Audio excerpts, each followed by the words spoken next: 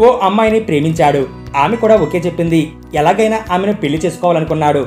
వివాహం చేసుకోవాలంటే ఏదైనా ఉద్యోగం లేదా పని చేస్తూ డబ్బులు సంపాదిస్తూ ఉండాలి. కానీ అతనికి అదేం లేదు. ఖాళీగానే ఉంటున్నాడు. ఈ క్రమంలోనే ఈజీగా డబ్బులు సంపాదించాలని నిర్ణయించుకున్నాడు. దానికోసం స్కెచ్ వేశాడు. కట్ చేస్తే అమ్మాయి కోసం టీటీఈ అవతారం ఎత్తాడు. అలా డబ్బులు సంపాదిస్తూ పోలీసులకు అడ్డంగా దొరికిపోయాడు. ఈ ఘటన ఉత్తరప్రదేశ్లో చోటు చేసుకుంది. ట్రావెలింగ్ టికెట్ ఎగ్జామినర్గా నటిస్తూ రైలులో నకిలీ టికెట్లు అమ్ముతూ ప్రయాణికులను మోసం చేస్తున్న వ్యక్తిని అరెస్ట్ చేసినట్లు వారణాసి ప్రభుత్వ రైల్వే పోలీస్ అధికారులు తెలిపారు. ఈ మోసం గురించి రైల్వే ప్రయాణికులు చేసిన అనేక ఫిర్యాదుల ఆధారంగా మధ్యప్రదేశ్లోని రేవాలోని అట్టైలా నివాసి ఆదర్శ్ జైస్వాల్ను GRP railway police force arrest చేశాయి.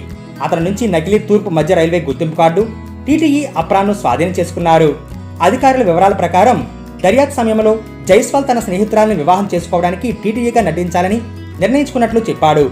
నిందితుడు బీటెక్ గ్రాడ్యుయేట్ అని, కానీ నిరుద్యోగిగా ఉన్నాడని పోలీసులు తెలిపారు. లవర్ను పెళ్లి చేసుకునేందుకు ఇదంతా చేశాడని తెలిపారు. అతను ఒక మహిళను ప్రేమించాడు. ఆమెను వివాహం చేసుకోవాలనుకున్నాడు. కానీ అతని తల్లిదండ్రులు ఉద్యోగం సంపాదించే వరకు అతనికి వివాహం చేయడానికి నిరాకరించారు.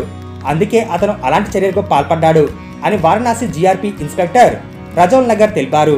మార్చిలో తన గ్రామంలోని సైబర్ కేఫ్లో జైస్వాల్ నకిలీ ఐడి కార్డును తయారు చేశాడని, నకిలీ రైలు టిక్కెట్లను కూడా తయారు చేసి ప్రయాణికులకు విక్రయించడానికి తెలిపారు. మోసపూరిత సంఘటనలను ఉదాహరిస్తూ జైస్వాల్ ఒకసారి వారణాసి నుంచి లక్సర్ వరకు జనతా ఎక్స్ప్రెస్ కోసం నకిలీ టిక్కెట్ను జ్యోతి కిరణ్ గొంగులకు విక్రయించాడని జీఆర్పీ ఇన్స్పెక్టర్ చెప్పారు. మరుసటి రోజు జ్యోతి స్టేషన్ చేరుకున్నప్పుడు ఆమెకు B3 కాకుండా M2 కోచ్ కనిపించింది. ఆమె సోదరుడు రైల్వే సిబ్బందికి ఫిర్యాదు చేశాడు. అదేవిధంగా జైస్వాల్ ఒకసారి దినేష్ యాదవ్ అనే వ్యక్తి కోసం ముంబైకి ఈ టికెట్ని బుక్ చేసుకున్నాడు.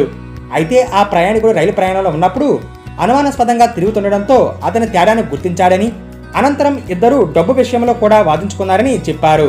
అతను నకిలీ టికెట్లు తయారు చేసి ప్రజలను తప్పుదారి పట్టించేవాడని, నిందితుడిపై కేసు నమోదు చేసి దర్యాప్తు జరుపుతున్నామని వారణాసి జీఆర్పీ ఇన్స్పెక్టర్ రజౌల్ నగర్ తెలిపారు.